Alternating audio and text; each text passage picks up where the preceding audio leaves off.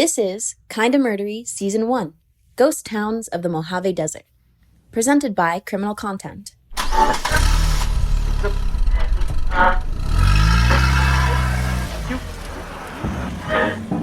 You're rocketing down the 15 freeway between Vegas and LA. It's a scorched wasteland of Airstream meth labs and unrelenting heat. This is no place you'd want to stop.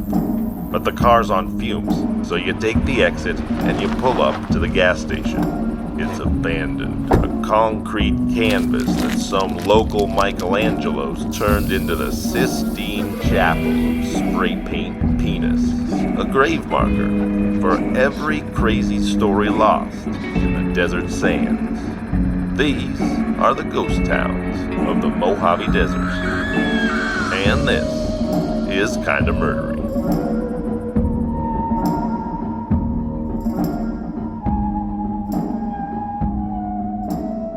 Hey everybody, and welcome to Kinda Murdery Season 1, Ghost Towns of the Mojave Desert. I'm your host, Zevon Odelberg. Thanks for deciding to be here.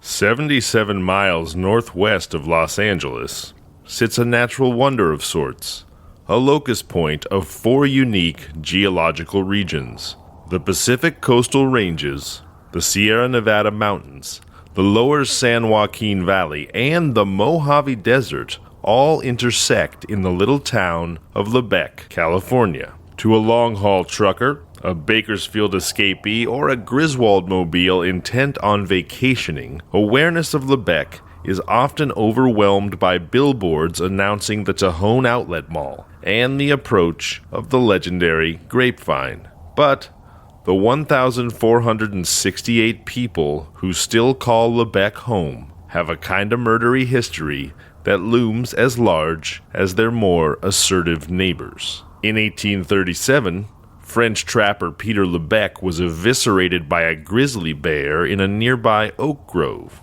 By the 1850s, the U.S. Army, on a mission to find a practical rail route from Mississippi to the Pacific Ocean, built California's first interior fort, Fort Tejon, in that same stand of trees where Lebec lost his life, giving birth to a small civilian community 3 miles to the south of the fort. In 1895, the Tejon post office closed and was reopened in that same small community, thereby founding the modern town of Lebec, named after the Frenchman who gave up his guts to a grizzly. And perhaps in deference to the man whose name it bears, ever since then, the town of Lebec, California, has enjoyed a 126-year history of being kinda murdery, pretty darn murdery, and absolutely, positively, super duper murdery. That's fun. I like the idea that the history of the town is kind of bathed in blood there, and also, like, very specifically, they were like, this guy got owned so hard by a bear that we owe it to him to name a town after him. Yeah, absolutely. Well, hey everybody, you know that voice you hear there is my on-air producer, Adam Volrich. How you doing this morning, Adam? I'm doing fantastic. How are you, man? Very well, thank you. Very well. I am also joined by Sean Christensen and Brendan Hubbard from Criminal Content. Hey guys, how's it going? How's it going?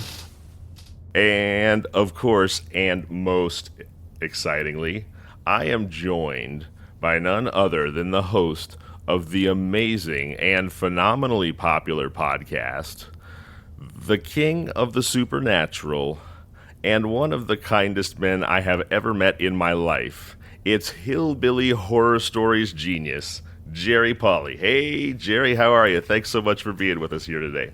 I am doing awesome, and thank you for the kind accolades, which most of are probably false. But I think there's several that would probably dispute the whole king thing. But I appreciate the kind words. Well, you know, see there Jerry goes, telling us not how great he's not, while simultaneously adding beautiful humility to the rest of his wonderful attributes. So again, Jerry, I'm so happy to have you here, and you know, I just wanted to say I had so much fun with you last week when you were kind enough to accept me as a guest on your show. And I just got to say, I love Hillbilly Horror Stories. I love the way you guys tell your stories. There's just a wonderful, quiet folksiness to the way that you storytell that is a beautiful juxtaposition to these supernatural and often terrifying or strange stories that you're telling. And it's so fun and almost comforting in a way to be scared by you. It's like I get to simultaneously get goosebumps while sort of knowing that I'm also going to just be okay. So thanks for that one beautiful listener experience.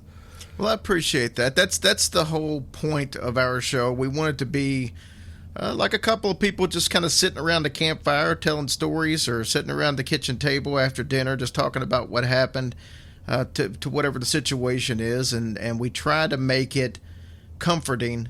Some of these things, especially when you get into some of the true crime aspects, they can be very unnerving, and we try to stay away from most of those stories, but you know, whether it be true crime or paranormal, there's a lot of history mixed into these things that aren't all, you know, they're just horrible experiences most of the time, whether it be people who died in tragic events, or whether it be either stuff that happened just during the slave times. I mean, it's just a lot of bad history that involved in a lot of these hauntings, I believe. And I mean, that's like the story we're doing on our show this week, which will already be out by the time this airs.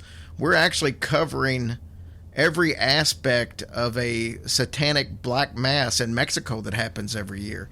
Wow. And, oh, my gosh. Yeah, it involves animal sacrifice, and it involves some pretty gruesome details and people giving their soul to Satan to have, like one guy, just because he has a bad marriage and he wants his marriage to be better. My goodness. Oh my So I mean, goodness. yeah. So I mean, it's, you know, when you start covering stuff like that, you can go pretty deep and freak a lot of people out if you really take that aim in your storytelling. But we try to tell it in a way where you get the facts, but at the same time can go to bed at night.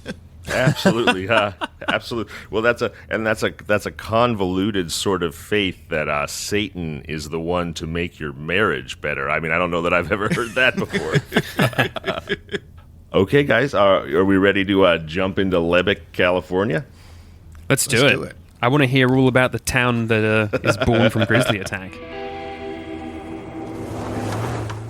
Today, we explore the grisly taunting town of Lebec, California. Taking a quick look at the itinerary here, it's clear that Lebec has plenty of attractions for kinda murdery tourists like us. First up, it's one of the most famous California killers of the 1930s, the first woman to be sentenced to hang in the history of the Golden State. She had 5, possibly 6 husbands, fired a pistol at 2 of them, but only murdered 1. It's the wild and truly tragic tale of rodeo champion sharpshooter, Mrs. Nellie May Madison. Next, the host of Hillbilly Horror Stories tells us a kinda murdery true crime tale from his own true life. We all know that an angry dog is the postman's arch nemesis. But did you know that ride-on mowers are a federal process server's personal supervillain? That's right. We've got mad tinfoil hatters, backcountry conflict, hillbilly hijinks, and a host held hostage. Get ready for Jerry Paulley in My John Deere Here Says We Don't Want Your Darn Subpoena. Finally, we follow the unfortunate fates of 2 foolhardy bank robbers. A story of good crook, bad crook, or actually good crook, bad cook, or maybe just dumb crook, dumber crook. Harry and Lloyd, let me introduce you to Casimir and Ferguson. All right, that's our itinerary. Excellent. It's March 27th, 1934, and Nellie May Madison is found in Robert Cuddy's mountain cabin near Lebec, hiding in a clothes closet. She's lying on the ground covered in clothes with just her feet sticking out. Like when the house landed on the witch in The Wizard of Oz, and I'm not saying she's a witch, I'm just saying that's how she's found. When they catch her, she has a .32 caliber revolver, a receipt for a second revolver, a partial box of cartridges, and a handwritten will. But despite all of these strange circumstances, authorities say she's cool as a cucumber. So what happened? It's time for the wildly true and tragic tale of rodeo champion sharpshooter, Mrs. Nellie May Madison. So there's three versions of the same story that we're going to look at here. And a tale of historical telephone. You know, you all know the game of telephone, right? You ever played telephone? Yep. Right, so you whisper one thing in somebody's ear, and by the time it gets through the third, fourth, fifth person, they're saying something just crazy and hopefully hilarious, or possibly frightening. So, three different stories, an historical game of telephone. And those three stories are, there's the story of the facts that are demonstrated by evidence, told and proven in court, because she was in fact convicted and sentenced to be hanged. The second story, and spoiler alert, but it is what it is. The second story is the story that Nellie tells a little over a year later while she's been incarcerated. She actually confesses to the crime, despite maintaining her innocence throughout the trial. And then the third story is a story 73 years later, told by a Cal Poly San Luis Obispo lecturer who is promoting a book. And that story was told to the Los Angeles Times in 2007. So here we go. So I mentioned that she was found hiding in the closet in Lebec in a cabin with the gun, with the will, etc. Well, why was she there? 24 hours earlier, in the apartment building that the Madisons lived in, and the Madisons lived directly next to the Warner Brothers movie lot, where Mr. Madison was employed as an auditor or an accountant. Late that night, the night before, there is the sound of 5 gunshots, possibly from their apartment. The neighbors get alarmed. One of them goes to the door of the Madison's apartment and knocks and says, "Is everything okay in there?" Mrs. Madison immediately replies, yes, everything is fine, no worries. And so the neighbor, because of how calm she sounds, is mollified by that answer. At this point, some other neighbors have gathered in the hallway, and one of them advances the idea, well, we do live next to a movie lot. They're probably filming a gangster movie or something. So those gunshots we heard, most likely it's a James Cagney movie. It's the classic. No, I didn't kill anyone. I was watching a horror film. Yeah, well, exactly. Or I was just playing Call of Duty, right? In 1934. Yeah. So the neighbors decide that must be it. They're just filming a gangster movie, and everyone disperses and goes back to bed. The next morning, one of them sees Mrs. Madison leaving the apartment with a small package. Well, later that day, for whatever reason, maybe the gases were starting to collect in the corpse of Mr. Madison and there was a smell, who knows. But the landlady gets a bad feeling. And she uses her landlady key and she opens the door and she walks into the apartment. And what she finds is the corpse of Mr. Madison lying on the bed, shot in the back 5 times, and scattered on the floor of the apartment is an empty bottle of gin and dozens of cigarette butts stained with lipstick. So it appears that Mrs. Madison may have shot her husband 5 times and then sat there with the body, drinking gin and chain smoking. That is so grim. It really is. It really is. Oh, jeez. Shouldn't the landlord give a 24-hour notice before entering? Yeah, tenant rights. Well, who's she giving the that notice to? The corpse? Yeah, right, exactly. Well, it's it's probably at this point, less than 12 hours since the killing, and somebody did see Mrs. Madison leave the apartment complex with that small package we had discussed. And so a manhunt ensues, and she's found, as I mentioned, in this cabin in Lebec, and she is arrested. And upon being arrested, they ask her about what happened, and she refuses. They again describe her as almost preternaturally cool. I mean, I think some of that description is probably a form of sexism where women are expected to be hysterical, and therefore the fact that this woman is very calm in the face of her husband's death must be evidence of her guilt. Well, if it appeared as though she hung out there for a while, chain smoking and just being around the body, she does sound preternaturally cool, to use your words. Well, maybe she was, maybe, although sometimes when people are stressed out, they need a bottle of gin and a bunch of smokes, just ripping heaters till she calms down. So she is arrested and she's arraigned and she's going to be tried for the murder of her husband. So here is basically all the facts that come out in the courtroom. Miss Nellie Madison, she grew up in Montana.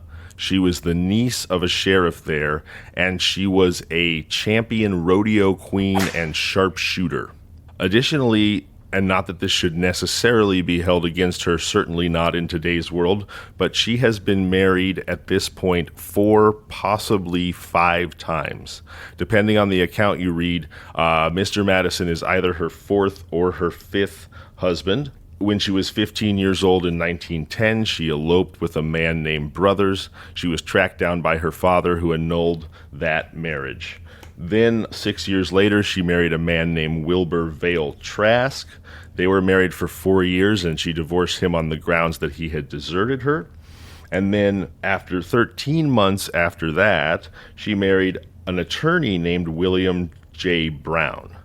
Here's something interesting about William J. Brown. Although he and Madison had divorced, they apparently remained friendly, because when she was arrested, they asked her if she wanted her phone call or anyone to help her, and she requested that her ex-husband, William J. Brown, be called to come help her. To be her counsel? Initially, yes, she does hire 2 other lawyers, but before she hires other lawyers, she has her ex-husband come in to help her. Wow. Now, so she's had all these marriages, but this is the only one that's ended in bloodshed. Yes, but... there it is. There's a but. Good. And this gets really strange. I mean, love will make you do odd stuff, right? Although Brown and Madison have been divorced, when she was married to Mr. Brown, at one point they were having an argument. She drew a gun and shot a hole in the roof of his car and then had to be restrained by his brother.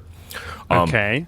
Yeah, so she did fire a gun at least one other of her husbands, who, oddly enough, wanted to help her out in the trial, and they both said, well, that was just an accident. But right. She doesn't... I think if she is a well-known sharpshooter, and she didn't kill the person she shot at, she didn't mean to kill him. It's either an accident or it's a choice. Right, and Adam, I think a jury agreed with you. So here is where it gets pretty wild. The defense that she goes with at the trial is that, wait for this one, Jerry. She says, I didn't kill my husband, and I can tell you why I didn't kill my husband. And that's because the man you guys buried as my husband, I didn't recognize him from Adam. Sorry there, Adam, not you, of course. That was not my husband you buried. You buried some stranger. I have no idea who it was. The day of the murder, I kissed my husband goodbye.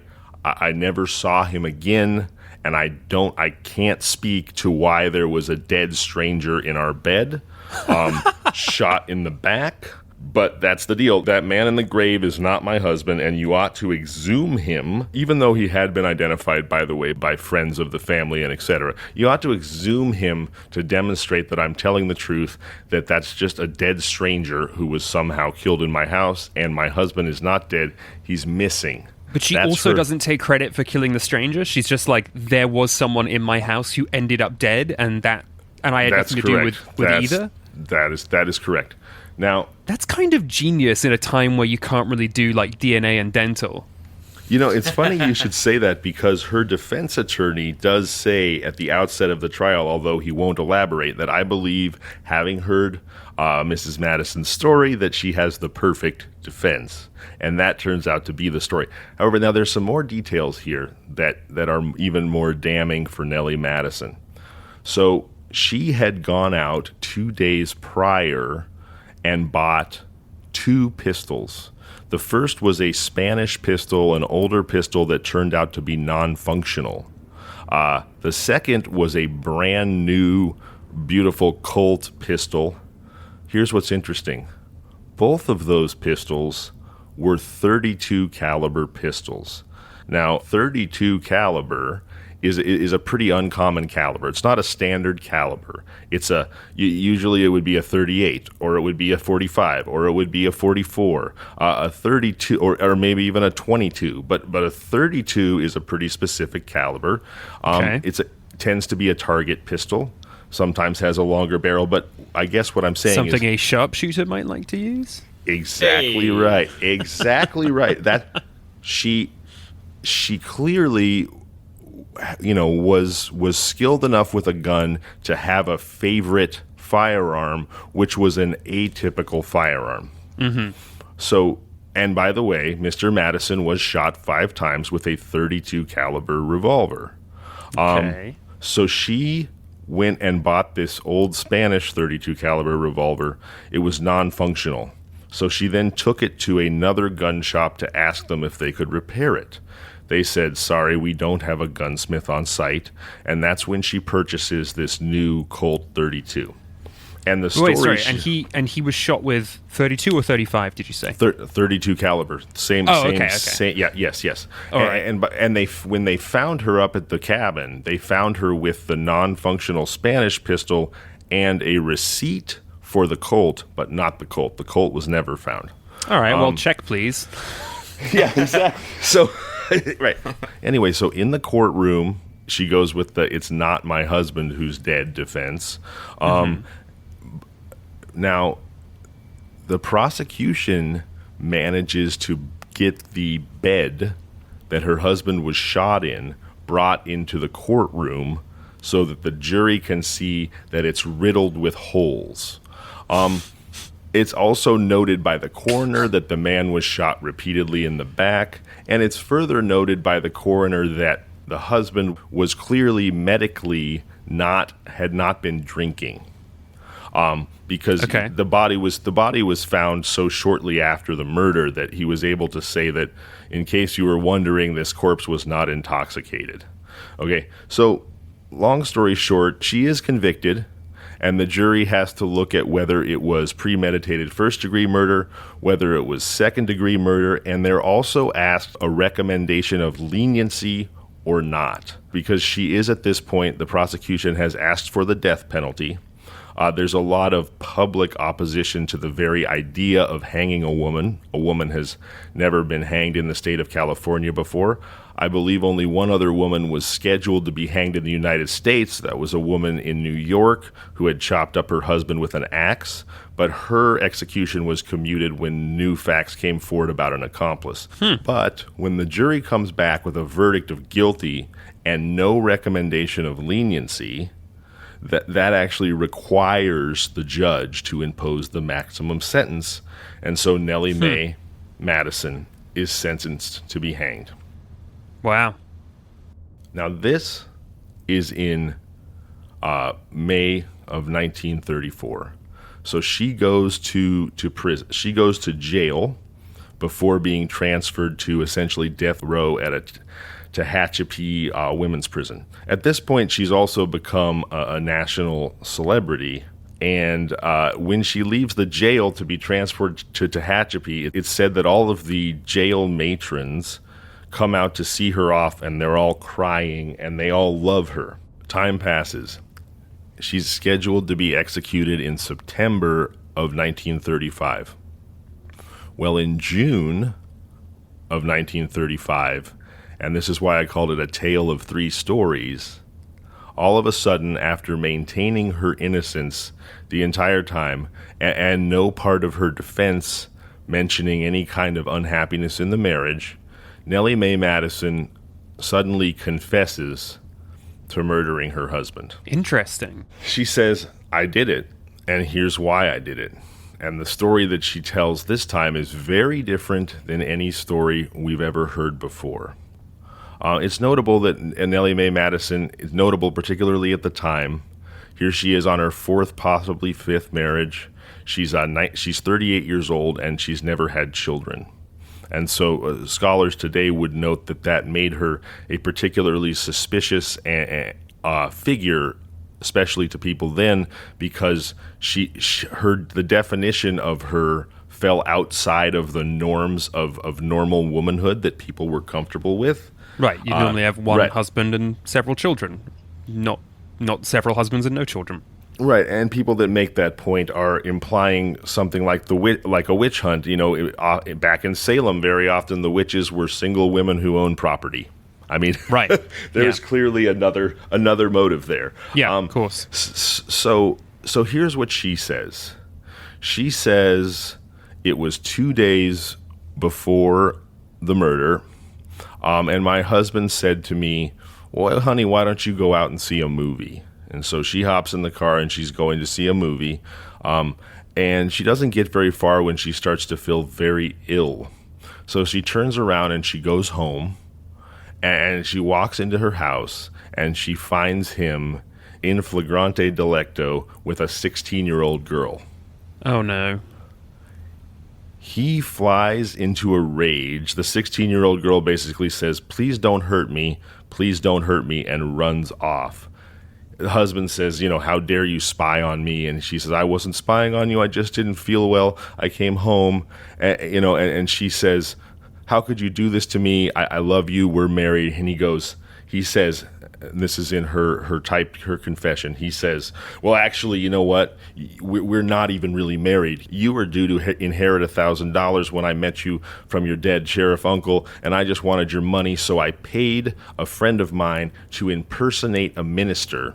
So we're never even really married, and why the hell would I marry an old woman like you when I have access to all these young hotties?" Jesus. That's what he told her, Oh, according God. to Nellie. Yes, and so then, and she's crying and really upset, and he starts choking her and beating her, and she says, "He blacked my eyes so badly that it was visible for over a week afterwards." Oh, boy. So obviously there's never an excuse for domestic violence, and this story has taken a very dark turn. But there are also pieces of it that don't necessarily line up with the facts of what has previously happened. One of them being that she testifies a couple days before she killed him that he beat her so badly that the signs of it were obvious for a week. But there's never a mention of her showing any signs of having been beaten. Most notably, there's no signs of her having been beaten, or at least that are mentioned, when she's found hiding in the closet in Lebec.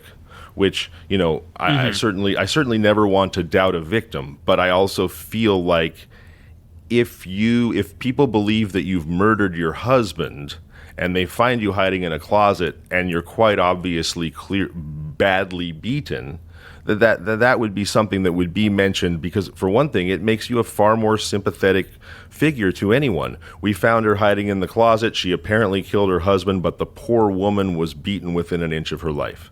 I mean, that would be something that would certainly be brought out in her defense at the trial. What she says is, he scared me so badly that I went out and I bought a gun to protect myself. She buys the 2 guns and she goes home. They are then, a couple days later, the night of the murder, he forces her physically to write a note that says, basically, I know that we were never married, and I'm sorry, honey, that I was cheating on you and stepping out on you all the time. So he makes it her fault. Huh. She then is very embarrassed by writing this note, and she wants the note back. And she says that her desire to have the note back is why she pulls a gun on him. At which point, quoting her in the newspaper here, she says, "My husband grabbed a knife and threw a knife at me.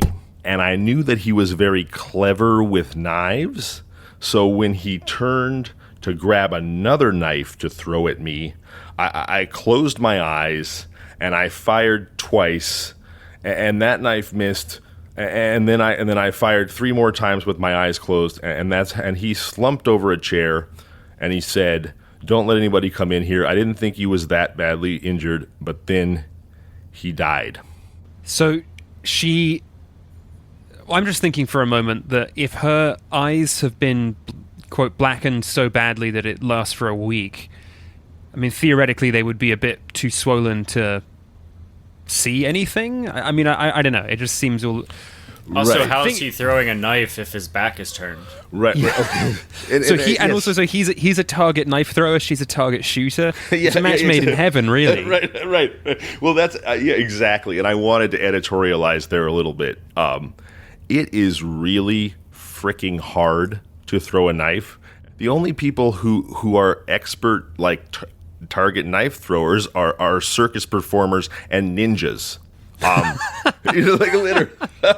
So, meanwhile, this guy was a movie studio accountant who, by all accounts of the people who knew him... stuntman, right? That's where he gets the knife training from? Yeah. By all accounts of the people who knew him, was mild-mannered. But now he's a circus performing ninja who can throw multiple knives while being shot at. Okay, all right. So he's what's the phrase I used last time? I am but a humble accountant / assassin. Yeah, exactly.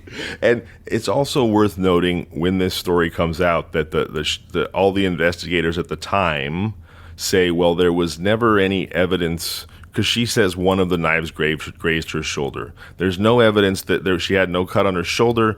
There was no evidence we didn't find any knives. There was no damage in the wall where a knife may have stuck in. There's no physical evidence whatsoever that there was ever any knife throwing happening. And so, and I also thought, right, like, how do you get shot in the back while throwing knives? Like, is he such a talented performer that he had his back to her, flicking knives over his back and managing to nearly hit her with them? It's just, pretty wild. And then she goes on to say, and they ask her, of course, basically, well, why didn't you use any of this in the trial? Why didn't your lawyer bring any of this up? And she basically said, my lawyers were men who would never understand me, and they didn't want me to bring any of this up because I've been married so many times that they felt like it would just take us down a terrible road in terms of my character. Of course, the fact that she'd been married so many times already came out in court. The fact that she'd fired a gun at one of her previous husbands already came out in court. So I'm not sure that explanation really washes either. When her attorney hears her confession, he's shocked. He says, I've never heard a word of this. She's always maintained her innocence to me. I really want to save her from the gallows, and I think we ought to have her psychiatrically examined because perhaps we can save her life that way, because this story is just cuckoo bananas. That's what her attorney says. Her attorney says this story is cuckoo bananas? Well, I gave that the Zevon treatment. That's a paraphrase, but either way, there's not much faith that there's any accuracy to what's going on here. Yes, as I said, it's a tale of 3 stories. Fast forward to 2007, and there's an article published in the LA Times, 2007, not long ago. There's an article published in the LA Times that the headline is "Unwitting Pioneer of the Battered Woman Defense."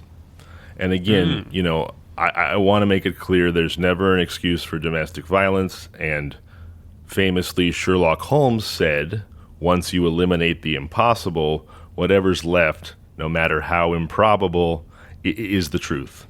So the fact that her story seems wildly improbable based on the previous facts of the case tried in court doesn't necessarily mean it's not true. But with that disclaimer, I will point out that the story published in the LA Times is the facts of the case as told by a lecturer at Cal Poly San Luis Obispo who is currently promoting a book about Nellie May Madison. And the version of the story told in the LA Times, and told, by the way, just as historical fact with no reference to any other timeline or version of events, is essentially Nellie Madison's story with some facts missing. And the facts missing, even from what the story that Nellie Madison told, are the ones that conflict most directly with what was established in court. So the story told by the lecturer from Cal Poly San Luis Obispo and then related to the LA Times is similar to the one that Nellie Madison told, except that now the fight she had with her husband was much earlier in March. So to give her enough time for the signs of her abuse to have disappeared. And here is how there's no mention of the fact that the coroner testified that the husband was not drunk, because in Nellie Madison's story, he was blind drunk and in a rage when she killed him. The coroner at the time said he was not drunk. There's no mention of that. Here is how the story in the LA Times is told by the Cal Poly lecturer explains how it's possible to shoot someone in the back while they're throwing knives at you. So they actually get an expert to explain that one, do they? Yeah. And how it's possible for someone who was throwing knives at you to end up face down, shot 5 times in the back on their own bed.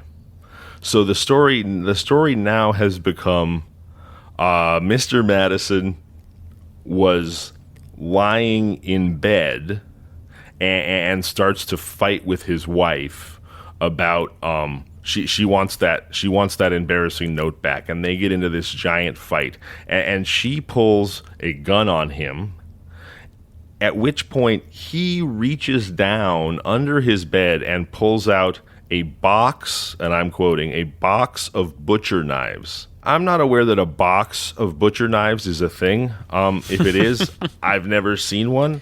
I mean, I keep one under my bed at all times, so... So according to the Cal Poly lecturer and by extension the LA Times, that he keeps a box of butcher knives under his bed. So he's lying prone in the bed.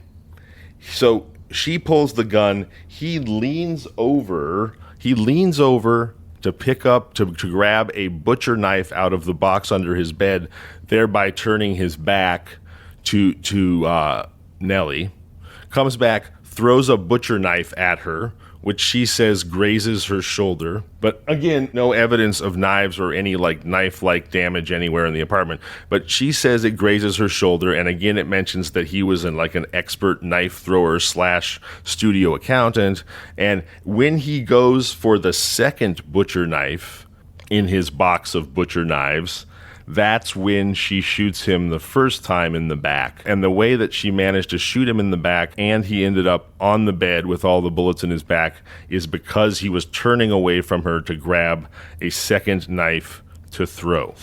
That's the version of the story that is told now. And I'm sticking to it. Right. Yeah.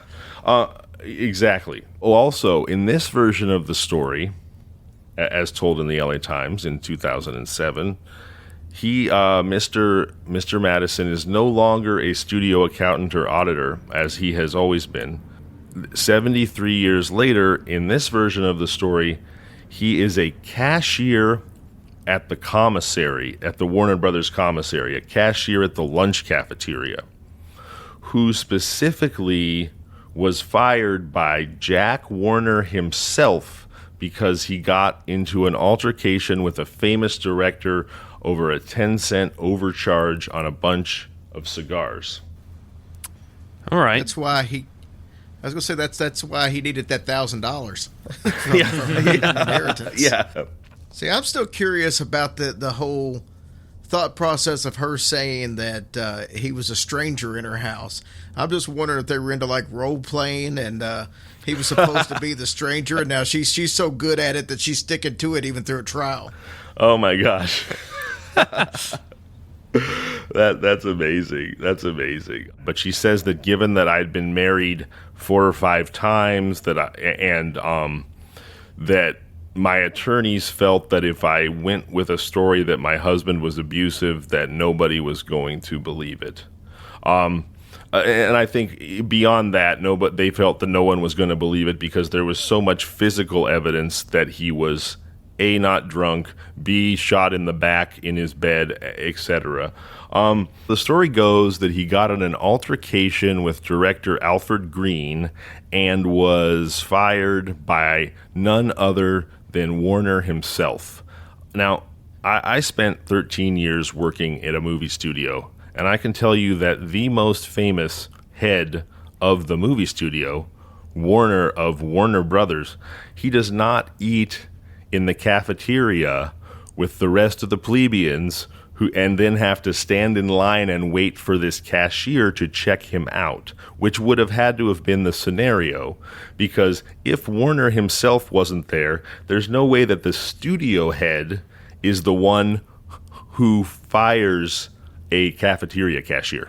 There's no world in which that happens. So this story that she tells, the story of what really happened, that her husband was wildly abusive and unfaithful, and that she killed him in self-defense lest he throw enough butcher knives at her to kill her. And her story is both, to the masses, sympathetic, and also in a sense romantic, not in like a romantic love sense, but in sort of a swashbuckling, incredible story sense.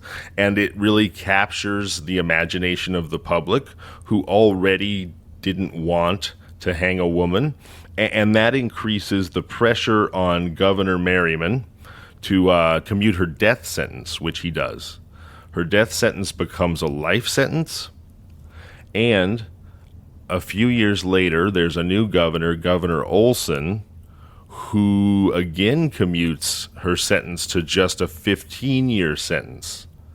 And in 1943, having served 9 years in prison for the admitted murder of her husband, she is released on parole. Wow. Yeah. She's released on parole. And in 1944... she marries either her 5th or 6th husband. I say 5th or 6th because according to most of the newspapers from the time, it would have been her 5th, but according to the Times, the LA Times in 2007, it was her 6th husband, a man named John Wagner, and she is married to him from 1944 until 1953, when at the age of 58, she dies of a stroke. Quite a life. It is quite a life. I mean, she almost feels like a legend of the Old West or something. It's Annie Oakley meets Pecos Bill, some kind of just a American legend.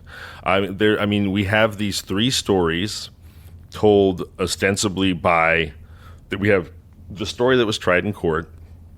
We have the story that Nellie tells. And then we have the story told in the LA Times and by a lecturer at a university who writes a book on the subject.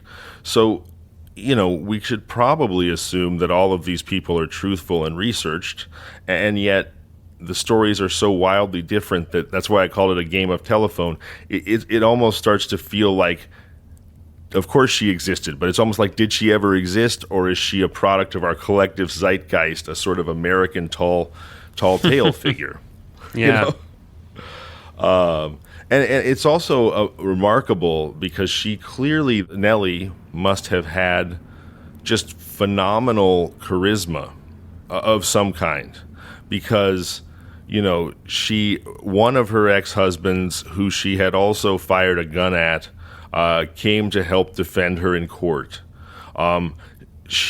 upon being released from prison for admittedly murdering her last husband with 5 bullet holes in the back, she marries another man less than a year after her release. So she was beloved by all of the matrons in the women's prison. She was something of a folk hero to the American public. So I can only imagine that she had some kind of almost, gosh, it sounds wrong to say magical powers because it feels like I'm indirectly calling her a witch, which I'm not. Given that this could have been a witch hunt, but she must have had some amazing magnetism, I would think. Yeah. Because she captured the imagination of the public. She captured the imagination of future romantic loves who knew that she was an admitted murderer.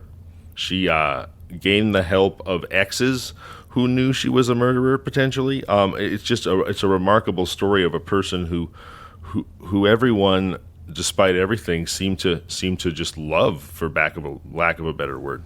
Quite the tale.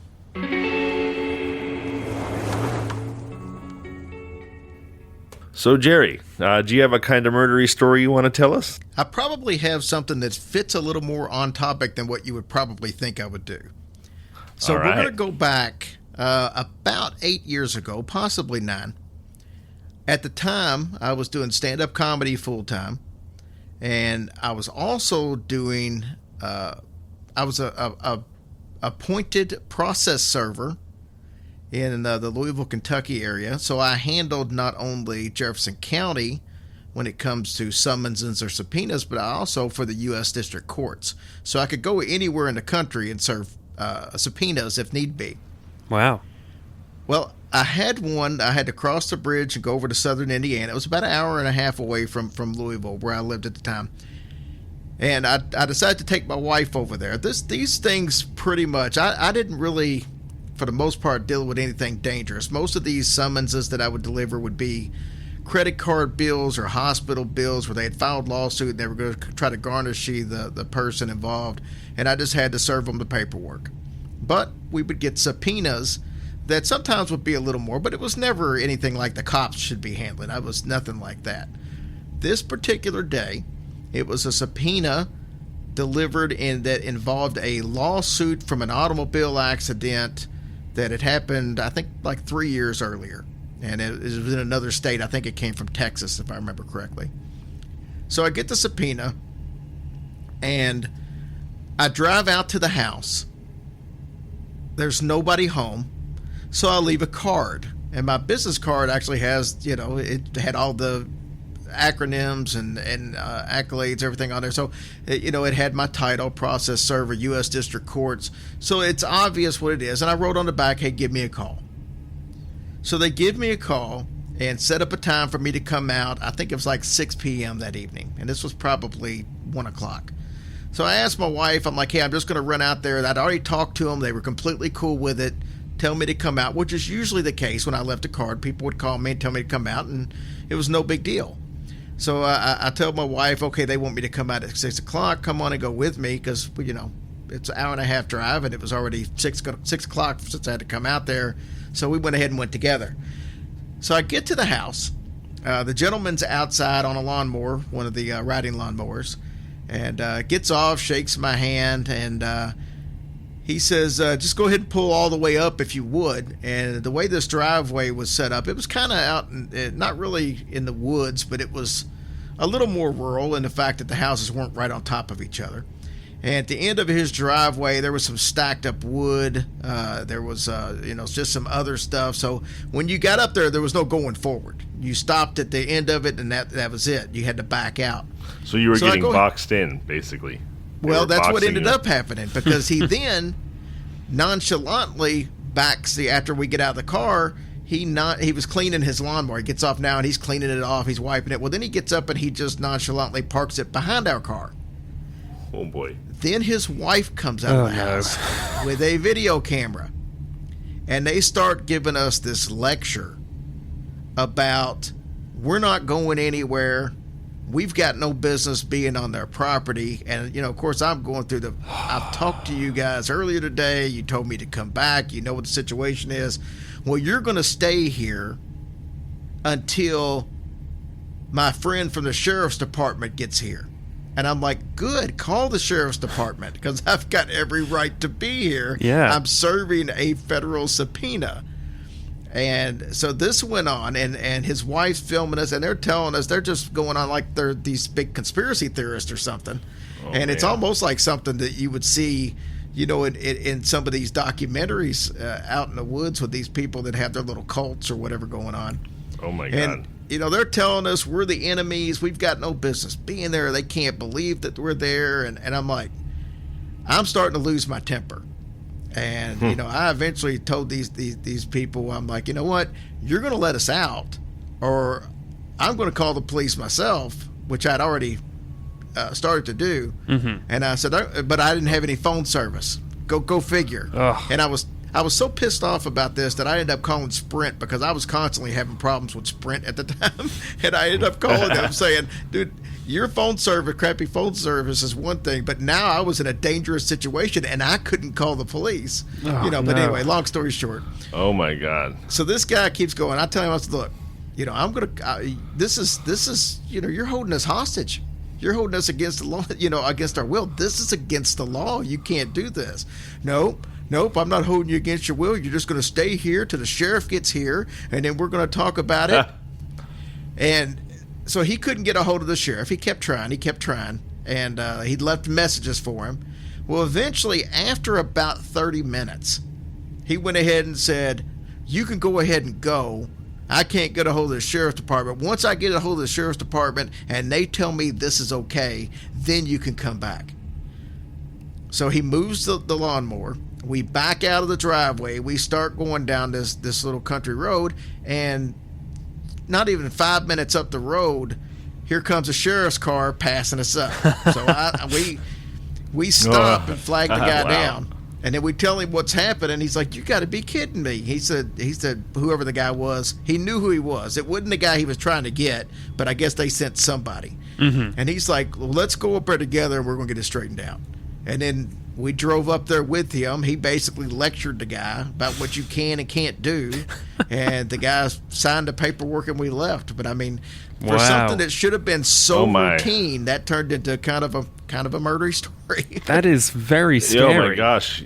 Yes. That's not a situation I would want to be in. Not at all. Did you know what they were being served for? Yeah, it was somebody was suing them over a car accident from like 3 years earlier. Oh, right, car accident. But it had become a federal case at this point. Wow. Well, it's only a federal case because they lived in a different city. So it really wasn't as much a federal case as it was that they had to have somebody. Anytime you cross state lines with a subpoena, it has to be listed as a federal document.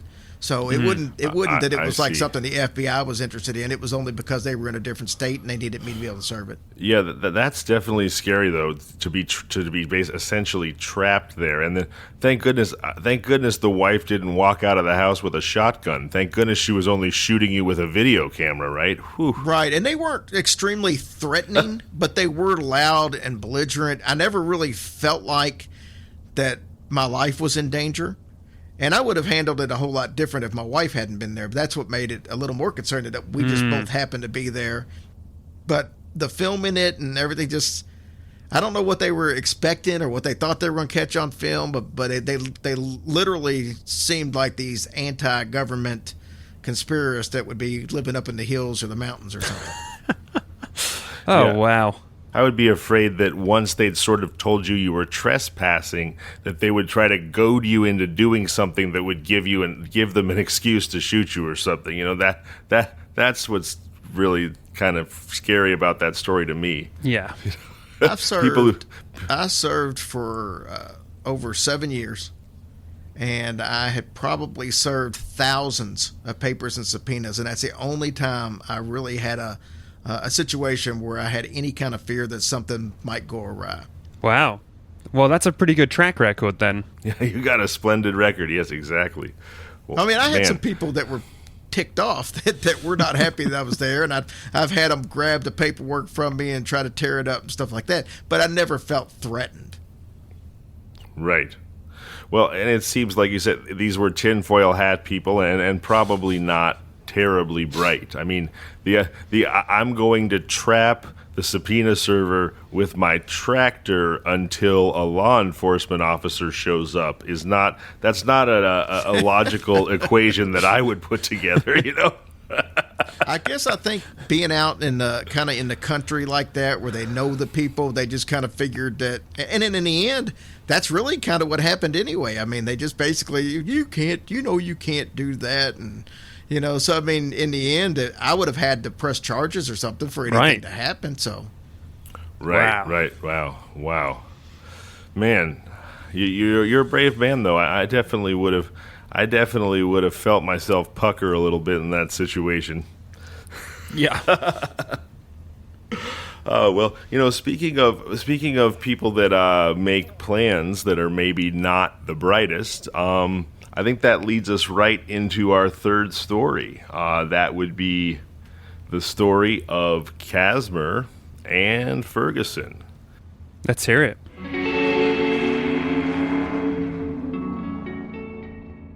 It's early February 1932, and 28-year-old Lebec short-order cook is manning the griddle at a restaurant in town when he suddenly leaves his job in the middle of the shift to go for a walk in the nearby mountains. Could it have been because Sheriff R.L. Hill and deputies Bud Sherman and Al Renfro were looking for him? Let's find out as we trek into the tragic comedy of Casimir and Ferguson. Why did he suddenly leave his job in the middle of a shift and take off into the mountains?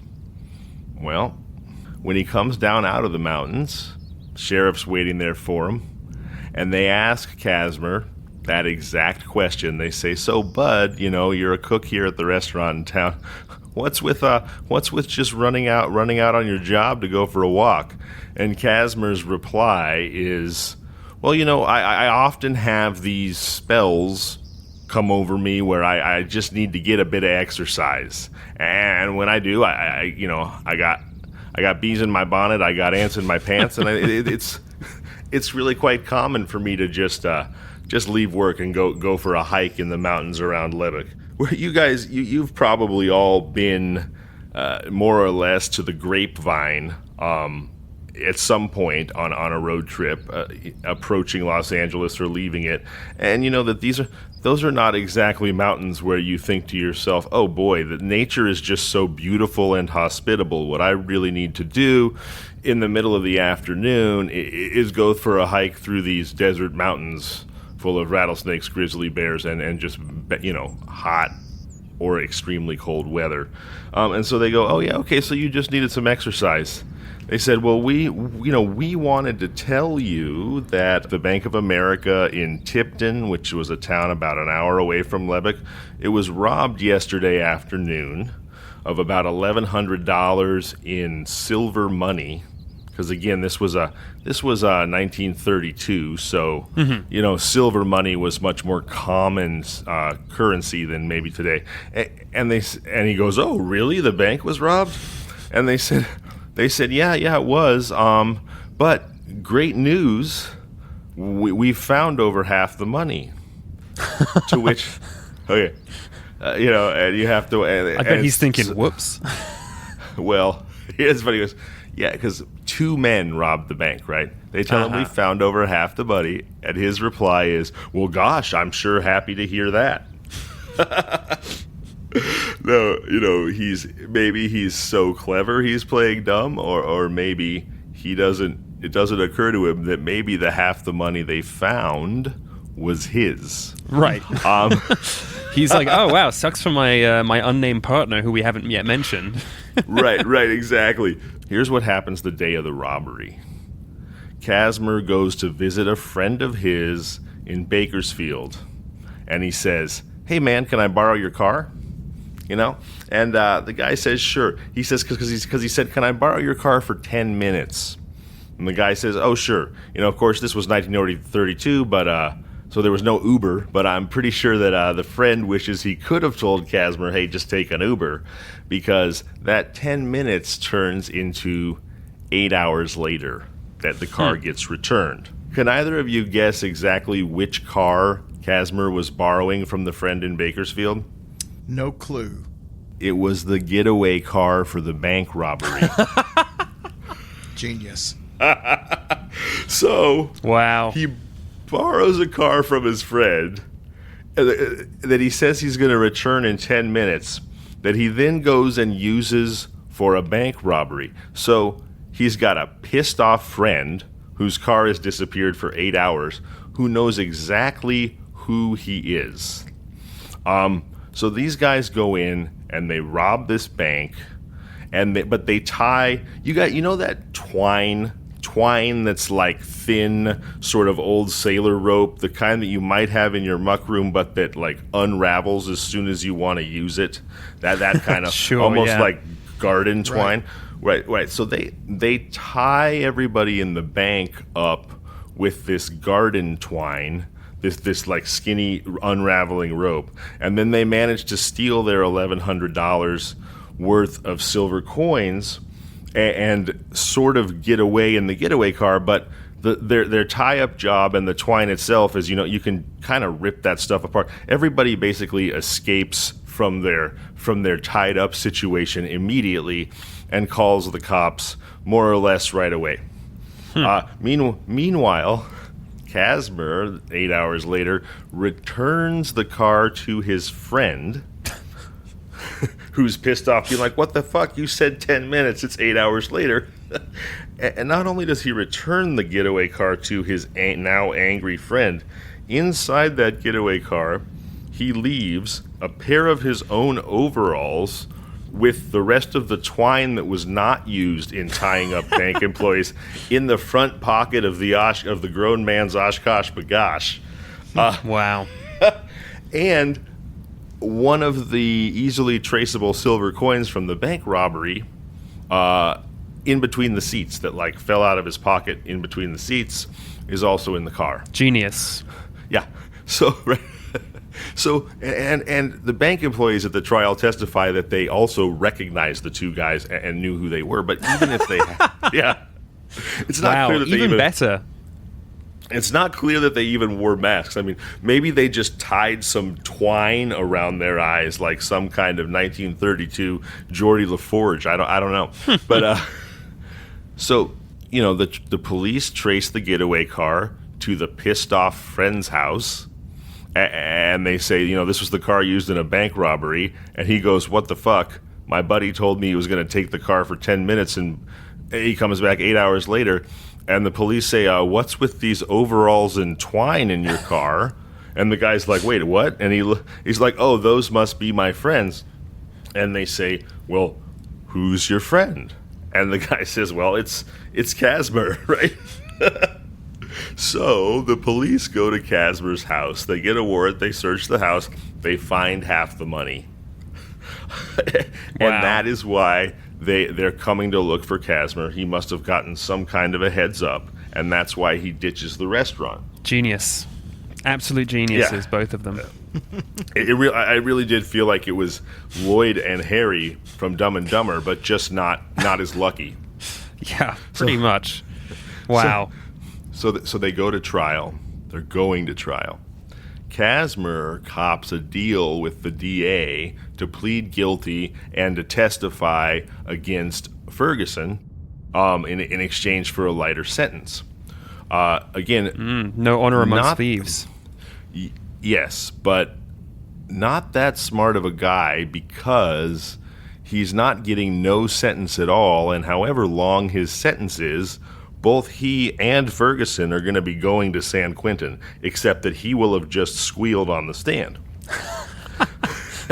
Right. He's like, just so I can get shanked with a toothbrush in prison, And so the day comes for him to testify against Ferguson, and he gets up on the stand, and the DA questions him, and he refuses to say a word. He suddenly got smart. He refuses to say a word. He won't say anything at all. They ask him all these questions. He clams up.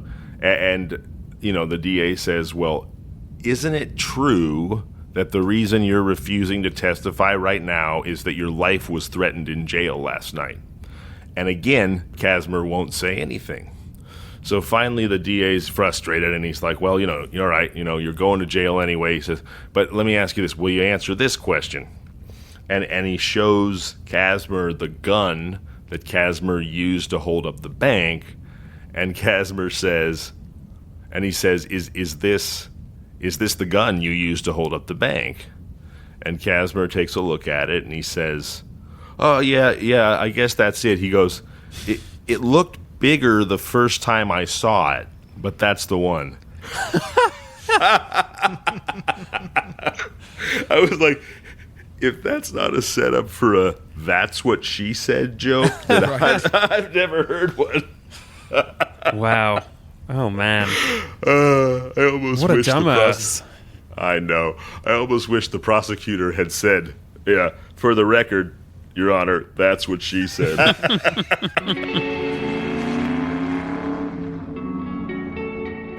So, now we're going to move on to a quick little segment we like to call 5-Star Review of the Week, where we basically pick a review and read it just to sort of say thank you to our wonderful listeners who take the time to write the reviews.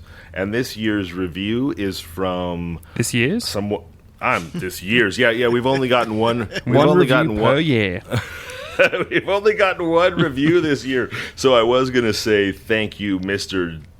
Ditkovich, but I should say thank you very, very much, Mr. Ditkovich, for being our one review this year. Okay, so 5-star review, and it says, I like this show.